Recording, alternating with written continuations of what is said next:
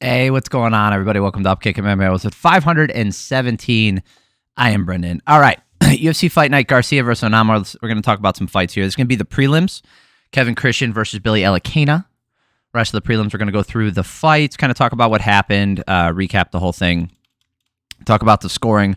I think there's one controversial or semi-controversial decision, so we'll dig into that one a little bit. If you like this kind of thing, subscribe to the channel. That when the next video is coming out, I really appreciate it. All right, let's get into the feature prelim here. Billy Elekana taking on Kevin Christian. This one didn't go that long. Christian with a lot of front kicks to the body, backing up Elekana, just not able to track him down, right? It's both guys were warned about the fingers. Luckily, there was no eye poke, so we didn't have to deal with that crap. And then a great right hand counter from Elekana puts him down, gets to the back. It hits him in the back of the head multiple times. And then he chokes him. Christian taps, but the ref doesn't see it, and then Christian goes to sleep. This was kind of a shit show. Like I said about the main card, this card didn't blow my skirt up. If you were really excited about it, that's awesome. I just didn't see anything on here that really excited me while I was watching it. Nothing really. I don't remember any significant moments from this. It was all right. I mean, deep buried on the prelims here. Norma Dumont versus Ketlen Vieira. We'll talk about that one, but that was the two ranked fighters looking for a title contender. That's a title contender bout, and that's it's just shows the state of the UFC when they have to put on so many events and then you throw all these fights in there. I'm not complaining. I love watching the fights and I'm going to continue watching them, but it's hard for me to have the same kind of enthusiasm for each card to begin with, right? That's going into the card. And then when the card kind of fails to deliver on that excitement anyway, there's just not a whole lot going on. And then, you get some controversial stuff. That's actually something to talk about, so I don't mind.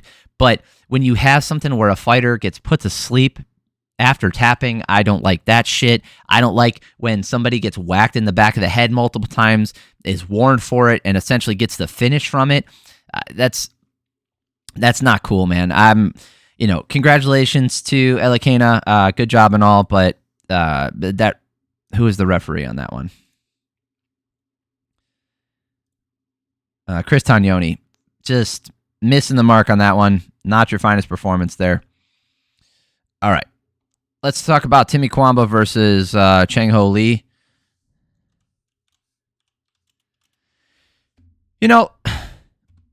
This one wasn't that bad. Cuamba with that right hand, Lee landing the low kicks and getting the back body triangle and standing backpack the entire time. I gave this round a 10-8, and that is important here. Let's look at the offense of Cuamba. Zero offense whatsoever, okay? He landed 0 significant strikes. He landed 2 total strikes. He had his back taken for nearly the entire round. 4 minutes and 52 seconds of control time for ChangHo Lee. 49 total strikes, right?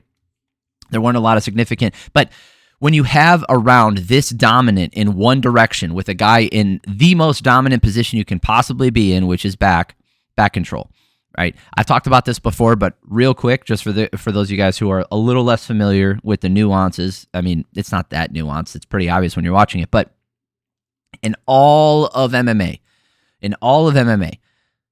right, every option you have, every position you're in, right, the most dominant position you can possibly be in is back control. Now, there's nuances to that. Obviously, face down is bad, but like standing backpack is probably the better of those options, but also you're carrying his weight, so it has its own challenges, But anyway, there's varying degrees of bad for back control, but it's always the most dominant. It's the one position that you cannot get stood up from, right? You can just hold that position and not do anything, and they won't separate you because it's so dominant. Right? You are always in a position to finish the fight from the back. The person whose back is taken is almost never in a position to finish the fight. I think there's a bullshit submission from there when people cross their feet in between yours, which nobody ever does in MMA. But anyway, I gave this round a 10-8 because of that, because it's such a dominant position and because Cuamba landed nothing of significance. I mean, absolutely nothing, right? This was one-way traffic completely. ChangHo Lee took no damage this round. That's a 10-8 round for me, okay? Second round, Cuamba does a much better job. He's backing up, but Lee's right on, Lee's on him the whole time. He's trying for takedowns, can't get it. Cuamba tries an anaconda on him. Standing from the front headlock, wasn't able to get it. Cuamba is just trying everything to keep him away, but Lee wouldn't slow down. The thing is, Lee was leaving himself open for getting hit and countered, and Cuamba was finding the mark. I felt like Lee landed some really good shots in this round, but look at the striking numbers, 21-11. Cuamba clearly outlanding him, doing more damage. It's his round, but that makes it a 19-18, okay? Not a 19-19 round because of that 10-8 in that first round. This is important. Last round here, Cuamba trying some wrestling, really nothing there for him. He falls on a kick, and then Lee gets to his back, but falls off after going for an armbar. Cuamba got to the top and got to his back and had more control this round, 4 minutes and 20 seconds to the 15 seconds that Lee had, although that doesn't seem right. I would say going for the armbar gives you some control, but hey, it is what it is. This should be a 28-28 draw. This is not what we got. Nobody gave him a 10-8 round, and I will argue that. If anybody would, I already presented my argument. If you disagree with me, that's fine. Present your argument down below. Let me know why you didn't think that was a 10-8 round, right?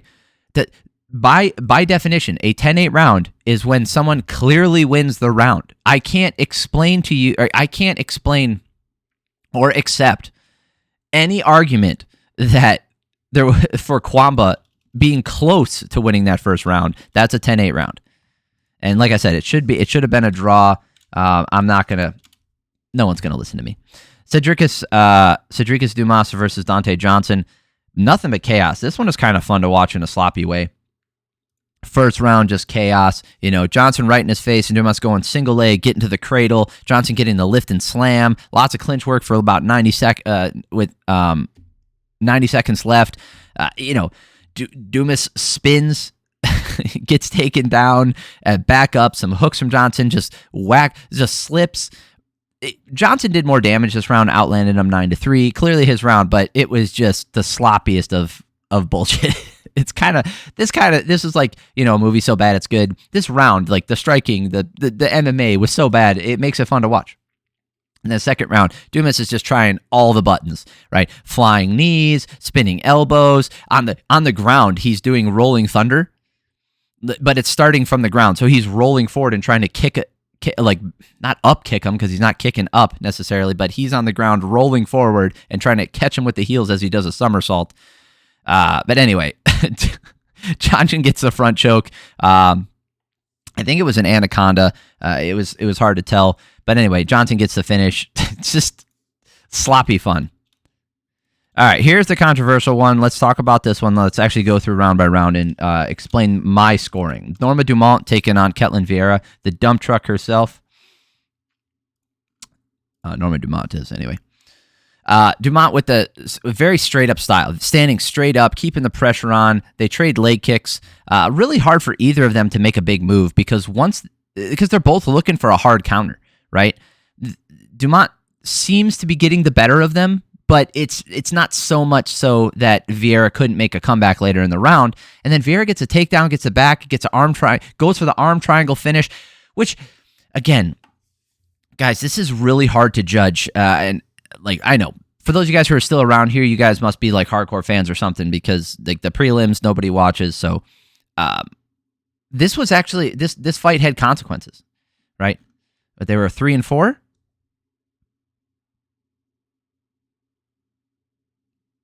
Were they 3-4? Yeah, 3-4. Vieira was 3 and Dumont is 4 in the bantamweight division.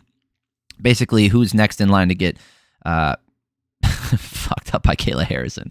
Anyway, with that takedown, the control, damage on the feet clearly went to Dumont. Clearly, it wasn't even close, but that submission attempt, judging by how much credit you gave it, I gave this round to Vieira, okay? I gave it to her, but it was close. Like, if she doesn't get that submission attempt, I don't think she deserves this round, and this plays into how the second round turned out, which we'll talk about. But the point is, if you look at this round, if you look at that submission attempt, the fact that she had it where she did for as long as she did usually means it's not in a good spot. If you've ever been in an arm triangle or know what it feels like or applied one, if you're in the wrong position, you can squeeze all you want and it might be uncomfortable, but it's not going to finish the person. And from the outside looking in, it looks like it's crazy and it's super deep, but really the pressure's not on the carotid. You're not going to get the blood choke from it. The pain isn't there. You're not going to get a neck crank from that position.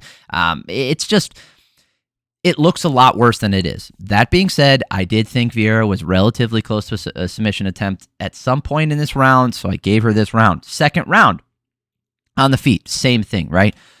Dumont landing some hard kicks to the body, to the legs, and she's just doing a better job. She lands 5 shots to the head, 7 shots to the legs, and 5 shots to the body. Really good shots, lots of damage, and she out-damages Vieira on the feet. And then on the ground, Vieira has control time for 1 minute and 53 seconds. How many ground strikes did she land?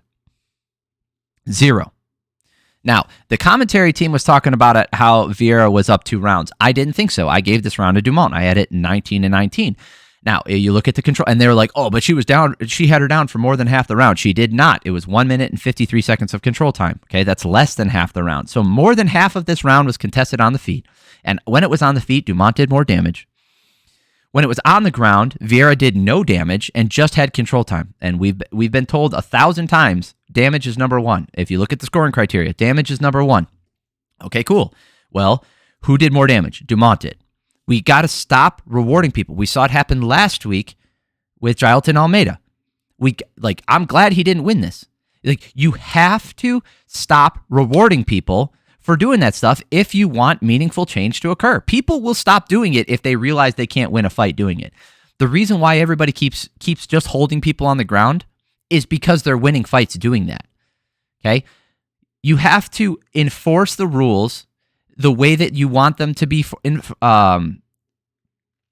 have to enforce the rules the way that you want them to be implemented. Okay, you have to enforce them, because if you're not, we're just going to see the same boring shit all the time, and then we're all going to be up in arms when there's a weird decision and stuff like that, like this. But if it becomes more regular that just holding people down is not going to get you a win, you'll see less controversy about it, because I don't think it's controversial. Last round, on the feet, much more, right? Vieira had some control time this, a lot of clinch work, but she didn't do anything. And she got outstruck big time, 28-10. Dumont clearly won this last round. And I wrote down, I was like, I hope they don't give this to Vieira. Scorecards. Derek Clearly and Eric Colon both gave second and third round to Dumont. Good job, guys. Thank you. And Ron McCarthy really wants to see people lay and pray. Fuck off with that. I'm done with it. I can't stand it. I've been against it for a really long time. Even when it's a fighter I like, yes, I will be excited that they won, but I don't want that to be the practice. I don't want that to be commonplace. All right, moving on. Alice Ardelean versus Montserrat Conejo took place on the feet. This just looked, look at the total. Obviously, I don't like when they do this on the broadcast, but I'm going to explain each round. So I will give you the overview. Okay. What I don't like is look at the striking numbers through this fight. Yeah, but the fight isn't judged on a whole. If you get your ass kicked in the first round and the person lands 50 strikes and you land 1, and then you win the next 2 rounds by, outstriking them by 2 strikes each round, you're going to be on the wrong side of the striking differential overall, but it doesn't matter. Each round is a separate scoring entity, so you have to score it like that. Anyway, total strikes, 138-85. It's just going to confirm my point that this is just one way the entire time, and then you look at each round, right? Ardelean outstriking her 35-27 in that first round. Ardelean is landing a bit more every time, when they get in cases. Not that say Conejo didn't land. She did, but every time they would do that, Ardelean would slip a little bit more than Conejo did and then land back. And that's what gave that differential, 35-27. Very good shots, and Conejo was wearing the damage so much worse, bleeding all over the place, and that does factor into scoring. damage. It's damage is visible, right? Second round, more of the same, 57-28, the biggest striking differential of the fight. And Ardelean just on another level, different class of striking. Last round here, better round for Conejo, right? This looked better for her. She landed some good shots, but again, just not even close, 46-30. Good win for Ardelean. We'll talk about the next one. This fight was boring. Oh boy, Seokhyeon Ko versus Phil Rowe. I hope I pronounced that right. Phil Rowe, yeah, he gets taken down and just gets too comfortable off his back. We can look at some numbers here, but there wasn't a ton to talk about except for control time here. Look at the control time of each round, 4:30, 4:32, and 4:08. Just, over 12 minutes of, actually that's 13 minutes, right? Yeah, 13 minutes and 10 seconds of control time out of a 15-minute fight. And Phil Rowe landing 4 significant strikes the entire fight. It just, Ko found it. He didn't go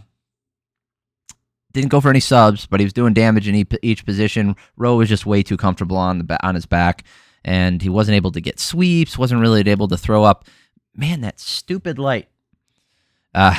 Wasn't able to effectively use control from the back to do anything with it. It was just not a good performance by him. I don't know if something's off or he's just way too comfortable down there. And then the very first fight, Talita Alencar versus Ariane Carnelossi. Alencar gets really tired. And, all the clinching, okay, so she outstruck her 18-1. She, lots of clinching, weird kicks. Alencar looking kind of tired and running away.